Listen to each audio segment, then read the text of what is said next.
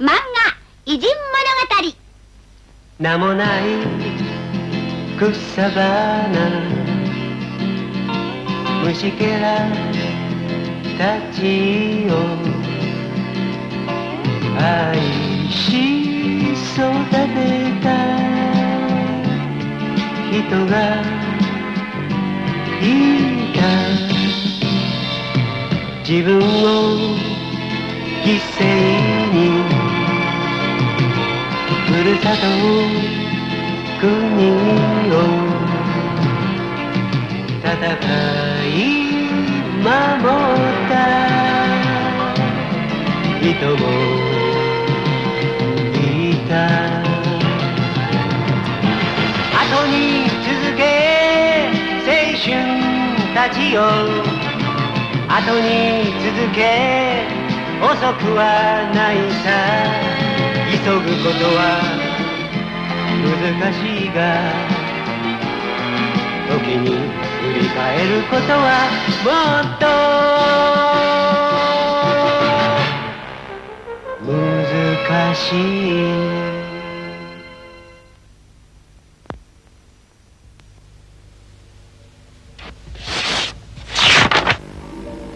Dünyada en horun adamlar dünyadaki en kabil kişilerdir. Bu neymiş için? Çünkü gücünü ayıran adam çokum köp kala işletiş gerekti. Ben size gidey. O horon men şu. Benim ismim Johann Gottenberg. Burundan burnusida insanlarning yeziqni qanday xotirlaganligini eslab bilamsizlar?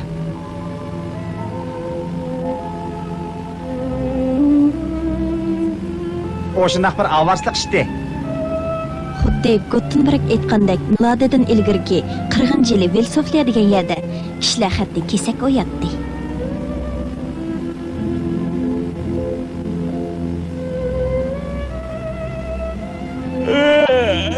Acaba berib ketdim. Qo'limni mi ko'taramayapsam, bundaq eg'ir narsani qanday ko'taraman? Ay.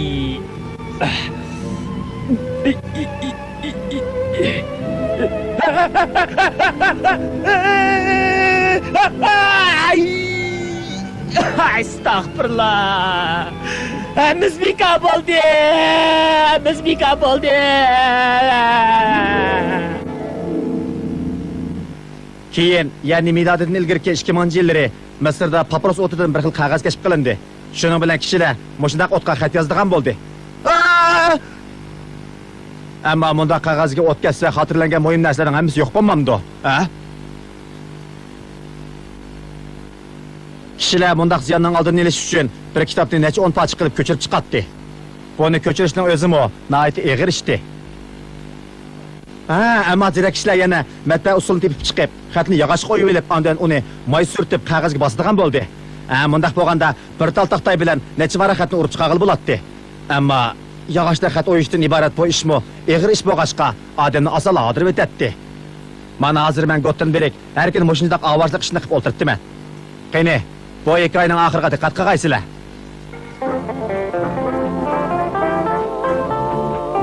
Beşinci əsrinin başlarındakı Germaniyanın Reyn dəryosi vadisi.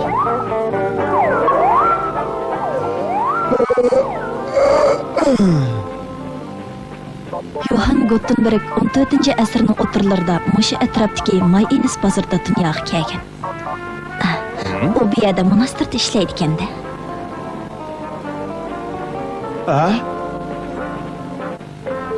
Apa! Ay, yana qechib chiqibsan-da, menga berib ishingni qil.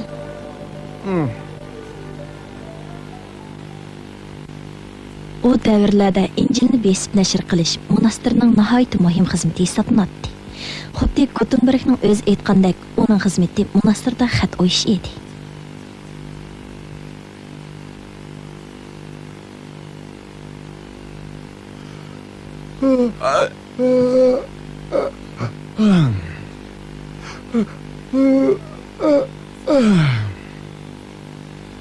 Yani iki kur kaldı.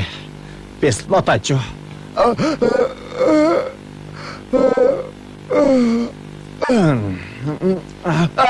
Çatak oldu. Aplakatkar. Ay, baş koymuşsan bomba de. Kamlaşmadı bu. Ay, nim bo'lding Gottenberg? Senmi Tanpit? Men xatni yana xato o'yib qo'yibdiman. Menga yardım qila, bo'lamdi, ha? Men bu texi hozir uyib bo'lib, shundoq yerib ketdim.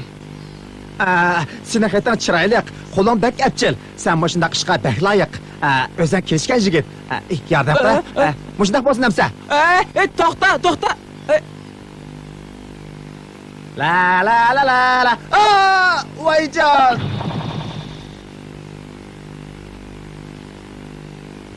Shu qapta, mushada birdan uxlab olaychi.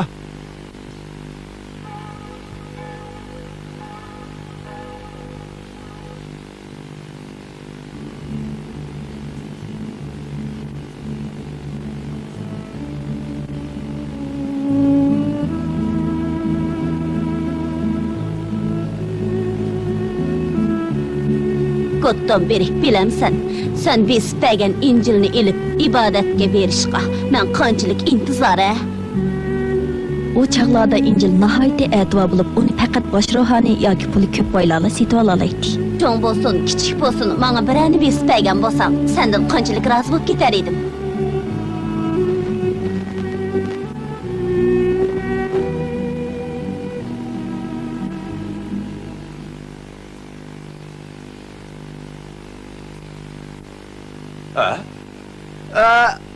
Apa!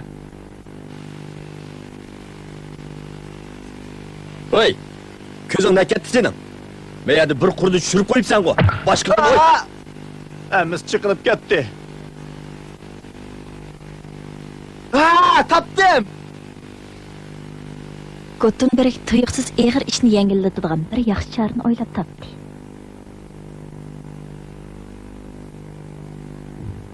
Dastlabda xatni bir-birlab o'yib olib, ondan uni qurashtiraman. Ondan keyin qayta o'yishning hojati qolmaydi. Vaqt bir yak berib qoldi, nima ish qilyapsan? Men sizga Injil besyapman. Bundan keyin yolg'iz sizlar emas, hamma odam birdan Injilga ega bo'la oladi. Yo'qlan gaplarni qilma bolam, men kirib uxla. Rost aytyapman, apa. Ayni vaqtda yolg'iz uning opsili emas, balki hamma odam kitob ishlashni ham jafoliq, ham vaqt ko'p ketadigan ish deb qarg'ashqa. Kitob hamma odam uchun e'tibor va qimmatli narsa hisoblanadi. Ammo jonli harf qo'llanganda har bir maqolada harflarni ayrim-ayrim yozib olgandan keyin uni qayta qarashtirsalar, buning bilan nurg'un narsalarni chiqarg'ili bo'ladi. Buning bahosi mo asan to'xtaydi. Ammo bir harfni nurg'un yasashning o'zi mo jafoliq ishda.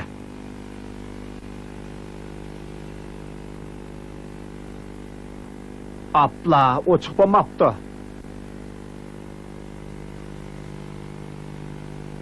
Bu harfni 5 qitim bassangizlar, bekach bo'ladi ekan. Harfni yasaydiganға jazman chidamliq material bo'lsa bo'g'dak. Bundaq bo'lganda jalliq g'arib qanchajik bo'lsin beka ekan. Top alilari. Ikking bu yerda nima ish qilishyapsa? Menga berib ishingni qilish. Bak. Kechirsizlar.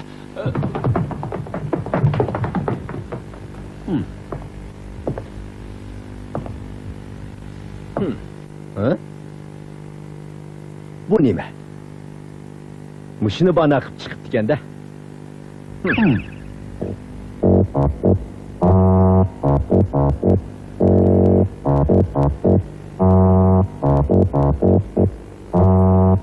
Jalliq harfni yasab chiqishdan oddiy usul bilan chiqish kerak. Bu harf ham puxta, ham chidamliq bo'lishi kerak.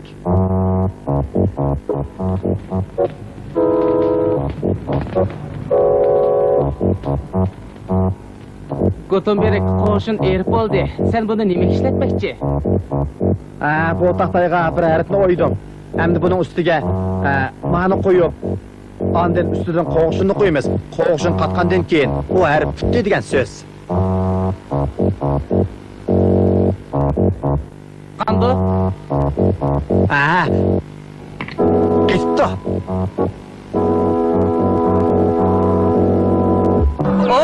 Muvaffaqiyat bo'ldi. Rost, muvaffaqiyat bo'ldi. Bitti, endi bitti. Bitti. Taxtay kuyib ketibdi, endi ishlatkili bo'lmag'idak. Yana bo'lmadi-ku bu. Mundaq bo'lsa deb o'ylamabdim ana. Topdim.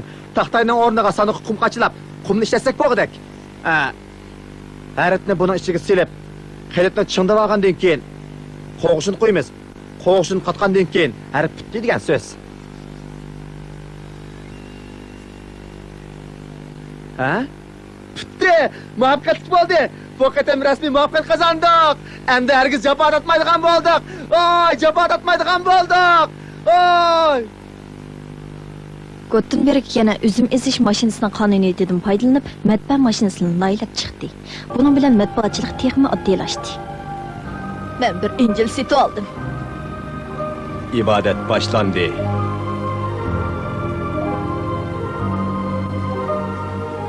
Ha? Yana bu yerda o'g'irliqchi demeli yutibsan-da. Ondaq demang, apa. Burun kishilar nurg'un emgak qilib ishlagan kitobni men ham arzon, ham yangilik qilib ishlab chiqdim. Shunga men hozir oldirmaydigan bo'lib qoldim. Qandaq? Bo'ptimi? Ha? Bu qiqiningga bo'pti. Ammo ibodatga bormay dam olaman desang, qamlashmaydi-da. Bo'ladi, apa.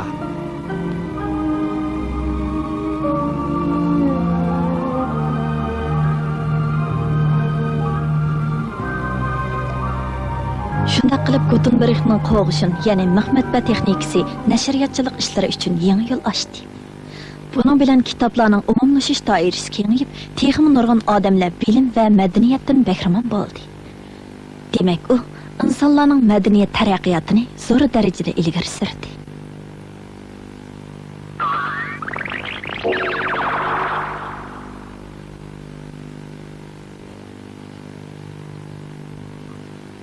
Aka, uyda olma. Onda qilsang bo'lmaydi, aka. Bu masalani mundaq ish kerak. Vincent van Gogh 1853-yili Gollandiyaning bir yezida dunyoga kelgan. Van Gogh, hozir nim ders o'tyapman, bilamsan. Men matematika o'qituvchisi. Men sana rasm ders o'tyapman. Mana, boshqaning uchun koridorga chiqib o'rtir.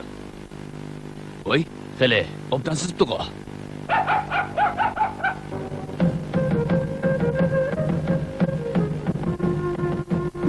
Tovel, küçük qamoqni ko'rib qolgan o'xshaydi. A? Shundaqmi? Unda xo'sa uni olpiray.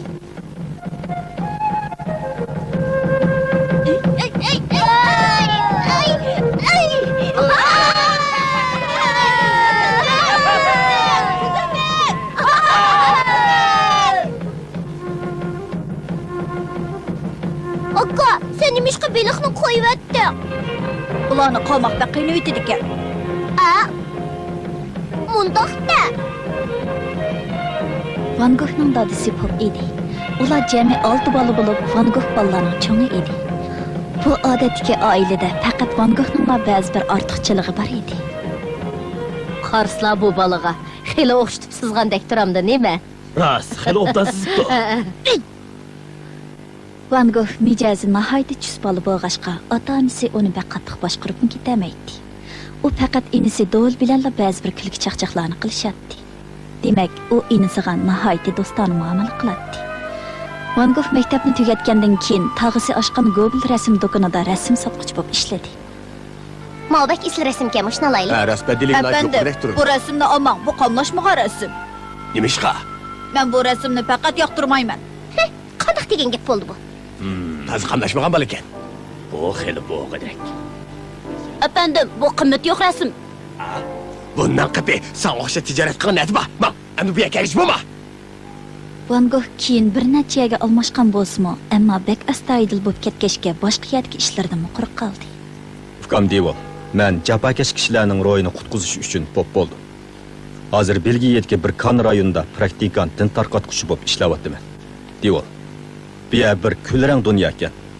Uzun muddat kun ko'may ko'mirning orasida ishlayvergachga ishchilarning yuzi davomli qop-qora turdi ekan. Van Gogh nomrod bemorlarning holidan xabar olgach, ularning bolalarini boqatdi. Haqqi Injilni o'qib berib, bu chapokash kishilarga yanada nima bo'lsa, shuni beradi.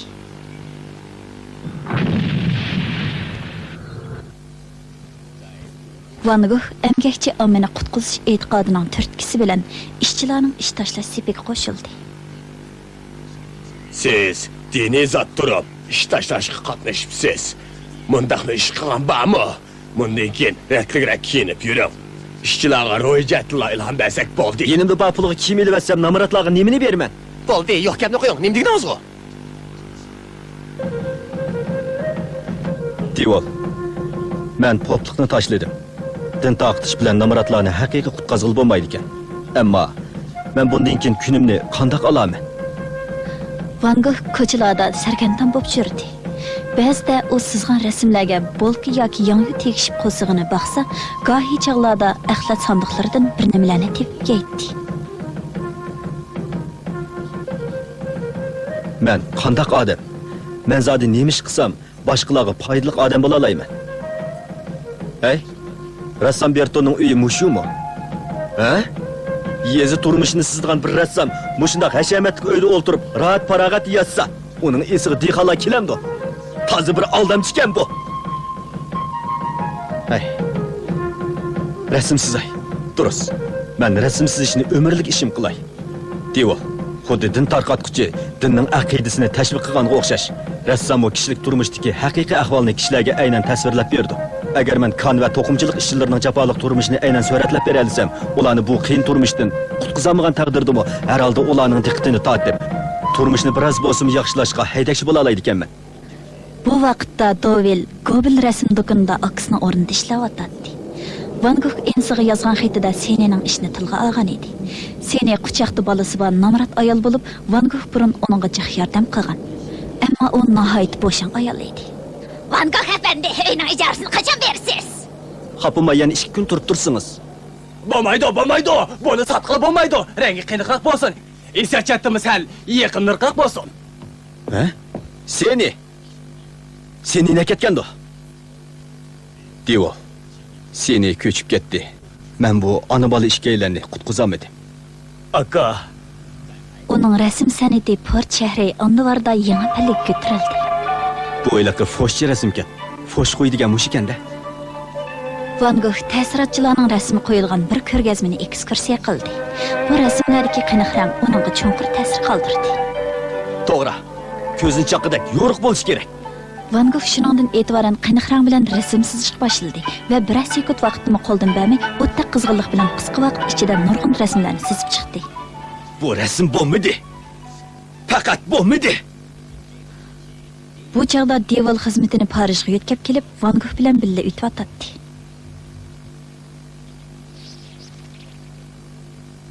Efendim, qarangam rasm bo'g'idakmi? siz bu rasmni bu yoqqa tegishmaysiz demoqchimi? Bo'ladi, qo'ying. Bu rasmni kim oldi? Boyaqni uningga berayotganingiz nimasi? Men boshqa gap qilmadim.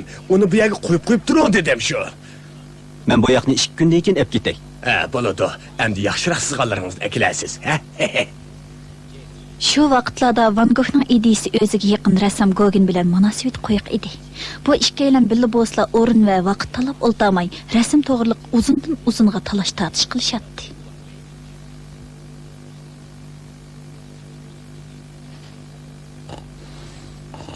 Aka, pulni qo'yib qo'ydim.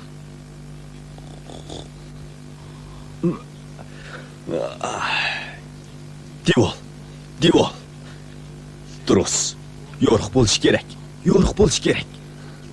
Van Gogh yo'riqlik izlab Fransiyaning janubiga bordi. Devol. Bu bak yaxshi joy ekan. Men bundan keyin xalqning sizish usulini doğramay, o'zim nemani xohlasam shuni sizaman. Ko'rganlarimni, o'ylaganlarimni aynan sizib chiqaman. Devol. Men hozir rasm sizyapman. Ammo nemishkin o'zimga uzun vaqtim qolmagandek bilinyapti. Men bundan keyin imkoniyatning barcha jiqroq sizish qitirishman. Shunga sen Mana jiqroq boyoq avatib bergin. Men sana yo'linib oldim. Mening hozir ko'nglim beara. Gauguin, undaq qilma. Bizning umidimiz sizda. Bu serq o'yga rassamlar to'planib, o'zaro yordamlashganimiz yaxshi. Yana bizning ko'pchilikning doisi bo'lishingizni umid qilamiz. Hay, nim bo'lgandi? Nimishga yaxshi chizolmaydigan dema. Nim uchun? Hay.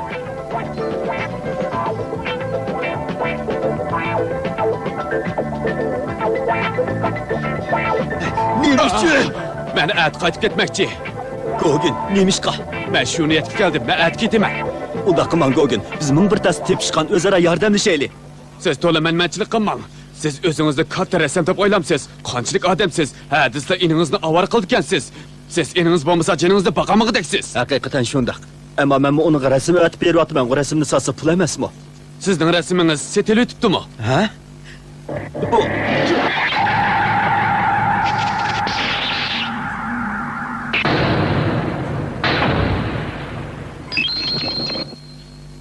Men nima bo'ldim? Men nima ish qilaman? Men nima ish qilaman? Men nima ish qilaman? Shu kuni kechasi Van Gogh psixikalik tamponligini yo'qotib, o'zining qulig'ini o'zi kesibdi. Oy, rasmsiz ama qulğunu keçitdi. Oy! Divo, men hozirmi sizyaptiman. Lekin men bundan keyin nima ish qilib qo'yishimni o'zimni bilmayman. Men faqat rasm sizgandila o'zimning mavjud ekanligimni bilaman.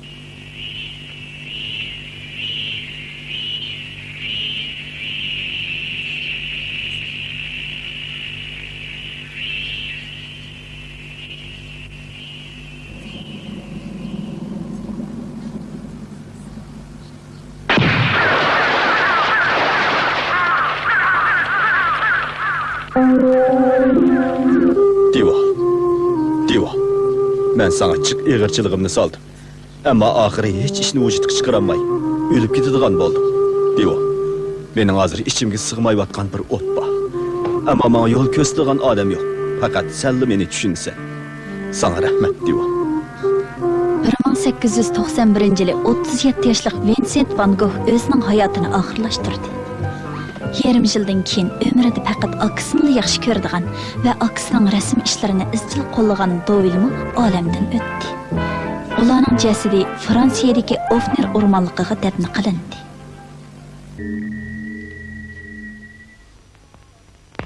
遊び好きだけどちょっぴり我慢して夏の日盛りもよいしょ働いたよ今でこそ私めは大統領国を司る偉い人でもさ本当はさただのアリ羽目を外してどんちゃがしたいのよねおっとっとっと本分忘れるべからずありのありによるありのための私めは大統領